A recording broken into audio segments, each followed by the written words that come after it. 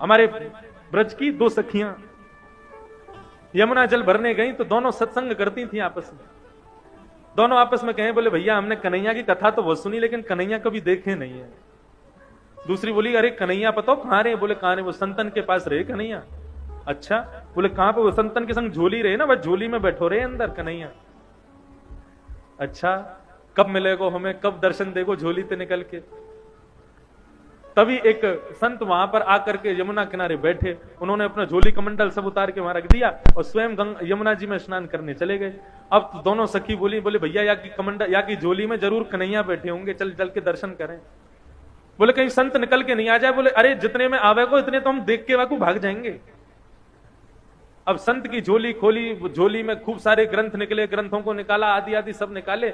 नन्हे से डिब्बे में डिब्बा खोल करके देखा, डिब्बे में से कपड़ा हटाया तो लड्डू गोपाल उसमें विराजमान। अब तो सखियां दोनों आपस में, देख देख गोपाल जी, देखी बैठो कन्हैया।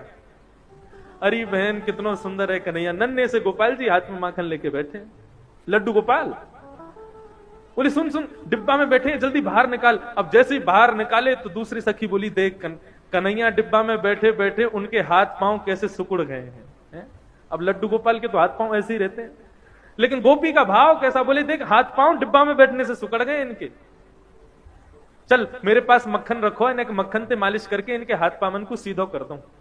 अब तो मक्खन से जैसे ही मालिश करनी शुरू करी, करते करते करते करते लड्डू गोपाल भगवान खड़े हो गए, पैर भी सीधे हो गए, हाथ भी सीधे हो गए, कन्हैया खड़े हो गए।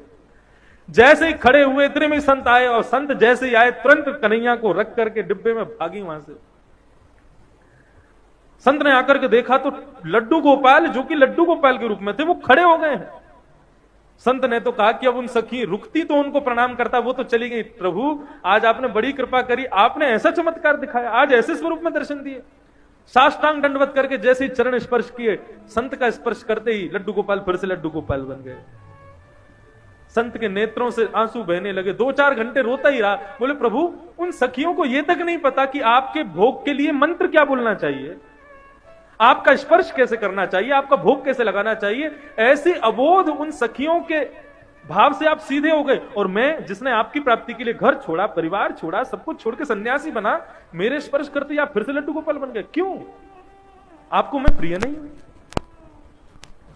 भगवान बोले अब तो बोलना ही पड़ेगा। तुरंत गोपाल जी बोलने लगे, बोले देखो हम आपके पास रहते हैं क्योंकि आप भाव से हमारी सेवा करते हो, लेकिन आप सदैव हमको मूर्ति मानते हो। उन सखियों ने हमको मूर्ति नहीं माना, इसलिए हम खड़े हो गए। ये मूर्ति भाव अपने हृदय से निकाल दो, हम सदैव आपसे भी बात करेंगे। भागवत में आदि ग्रंथों में कितनी जगह कहा गया है कि अपने घर में अविराजित अपने लड्डू गोपाल को कभी मूर्ति नहीं समझना चाहिए। वो साक्षात ठाकुर जी, साक्षात कन्हैया।